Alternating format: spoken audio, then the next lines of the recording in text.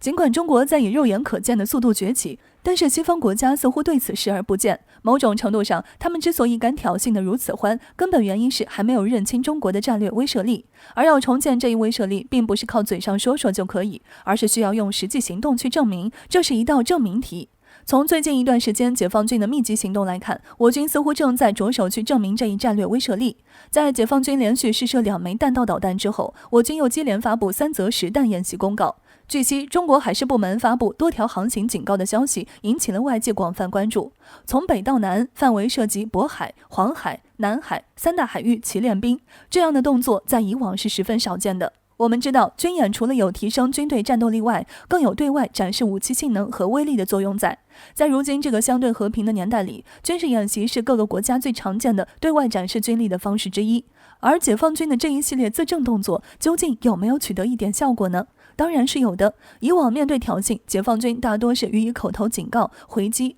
像直接用军演回击的很少，更别说是如今1天内3大海域齐练兵的回应。而美军接下来的反应更是极大地佐证了这一点。日前，美国外交关系委员会理事法里德·扎卡里亚表示，中美将进入冷和平而非冷战。单单从字面意思上来看，中美关系虽然仍然紧张，但是双方并不会达到像冷战时期那样剑拔弩张的态势，而是趋向于一种更为复杂的相对和平的态势。扎卡里亚表示，这是一种奇怪的新世界秩序，尽管中美变得更加敌对，但是两国的经济往来却在更加深度的融合，贸易额也在持续的增长中。而除了经济领域的联系外，同中国的军事实力也分不开。不同于苏联，中国旨在发展足够强大的区域拒止能力。这一能力使得中国可以凭借现有军事力量，在中国海域周边击败任何来犯者，包括美国在内。在世界的认知中，美国军力强大到可以击败任何一个国家，但是在面对中国时，这一结论或许就不再成立。此前，美国专家也曾表示，即便美国可以险胜中国，但是美国将面临的代价是巨大的。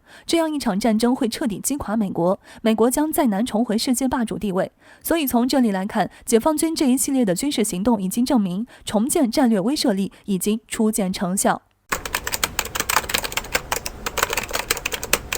虽然如今塔利班的各项事务吸引了国际社会上大部分的视线，但是不少人也都没忘记关注一下引起这一切的美国。而在8月25日，一觉醒来，发现美国传出了3条坏消息，还一条比一条严重。第一条消息，全球新冠新增确诊病例75万，而美国却独占其中1/4。据海外网消息，截至北京时间8月25日6点30分，海外实时数据显示，全球新增新冠确诊病例数在75万2083例，死亡病例新增1万1936例，其中不管是新增还是死亡病例，美国都占据了第一位。数据显示，美国新增确诊病例为19万7912例。很显然，在全球75万新增病例中，美国已经占据了其中的1/4，甚至比1/4还要多。这是什么概念？不说美国人口和全球人口的比例，单是新增病例排在第2位的印度，单日新增也不过是25467例，这可比美国少了足足17万之多。第二条消息，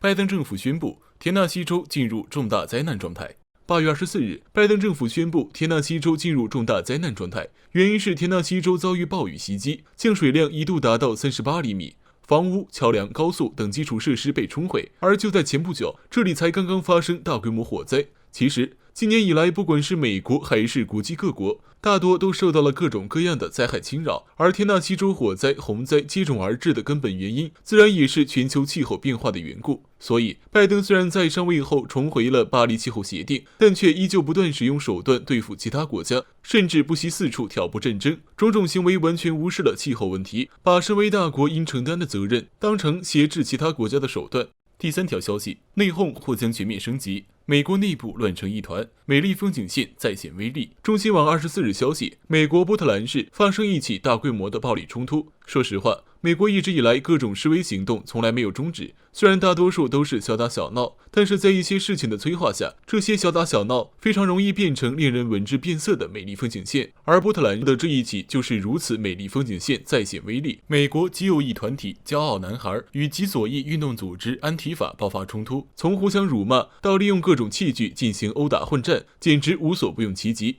甚至在现场还有男子开枪射击。如此3条坏消息传来，拜登还能坐得住吗？很显然，拜登坐不住了。根据24日传来消息，拜登或将引咎辞职。原因是拜登在公开演讲上公开说出美国或将很快迎来一位女性总统这样的话。很显然，这一条条的坏消息让拜登彻底熬不住了。或者说，美国内部也不会继续让他熬下去。毕竟，从波特兰事件可以清晰地看到，美国已经乱成一团了。在这种情况下，美国内讧的局面依然掩盖不住，甚至可以说是即将全面升级的征兆。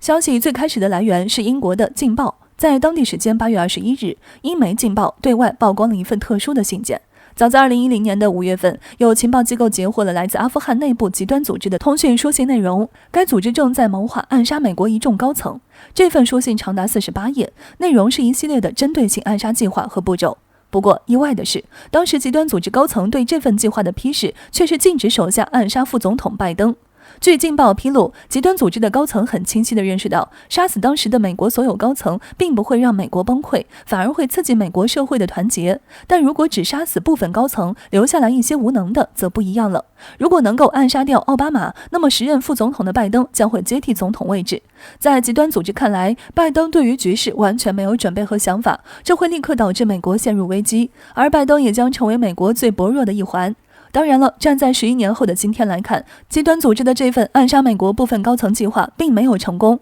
不过，极端组织对拜登的评价却似乎并没有什么偏差。前欧洲议会就在近期评价，极端组织真的很有先见之明，直接看穿了拜登的能力，后者确实让美国陷入危机之中。实际上，有观察人士指出，因为阿富汗的问题，拜登集团已经陷入到了全球舆论的漩涡之中。美国在这场撤离闹剧之中，多种荒唐表现已经成为了全球的笑料。美国国内撕裂严重，舆论中针对拜登的攻击也愈发明显，认为是因为战略安排失当导致的阿富汗问题。而且多次莫名其妙的下跪和语言逻辑混乱表现，也让不少人认为拜登的身体状况很可能无法担任总统一职。前总统特朗普更是火力全开，针对拜登的身体问题进行疯狂攻击。